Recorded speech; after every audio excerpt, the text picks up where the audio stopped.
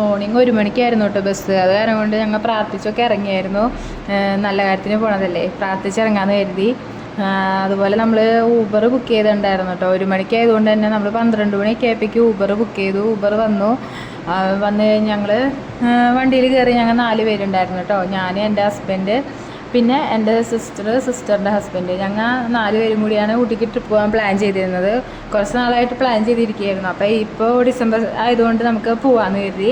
അങ്ങനെ നല്ല എൻജോയ് ഒക്കെ ചെയ്ത് നമ്മൾ സ്റ്റാൻഡിൽ എത്തിക്കഴിഞ്ഞ് കഴിഞ്ഞപ്പോഴാണ് ബസ് അരമണിക്കൂർ ഡിലേ ആണെന്ന് അറിഞ്ഞത് കേട്ടോ. അപ്പോൾ പിന്നെ നമ്മൾ അവിടെ നിന്ന് ഇങ്ങനെ ബോറടിച്ചപ്പോൾ നമ്മൾ വിചാരിച്ചെന്ന് ഒരു ചായ കുടിച്ചേക്കാമെന്ന് കരുതി. പിന്നെ ഉറക്കവും ചെറുതായിട്ട് വരുന്നുണ്ടായിരുന്നു. അപ്പോൾ ഒരു ചായ കുടിക്കാമെന്ന് കരുതി അതിൻ്റെ തൃശ്ശൂർ ബസ് സ്റ്റാൻഡിൻ്റെ തന്നെ അകത്തുള്ള ഒരു റെസ്റ്റോറൻറ്റിൽ നമ്മൾ കയറി. അങ്ങനെ ചായയും, ഞങ്ങൾ 2 ചായയും 2 കാപ്പിയാണ് കേട്ടോ പറഞ്ഞത്. കഴിക്കാനായിട്ടൊന്നും പറഞ്ഞിരുന്നില്ല.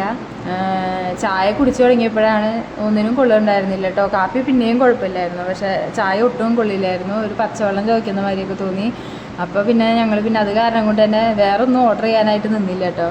അങ്ങനെ അവിടെ നിന്നൊരു ചായയൊക്കെ കുടിച്ച്, അത് മൊത്തം കുടിച്ചില്ലായിരുന്നു, ചേട്ടൻ മൊത്തം കുടിച്ച്, ഞാൻ കുടിച്ചില്ലായിരുന്നു കേട്ടോ.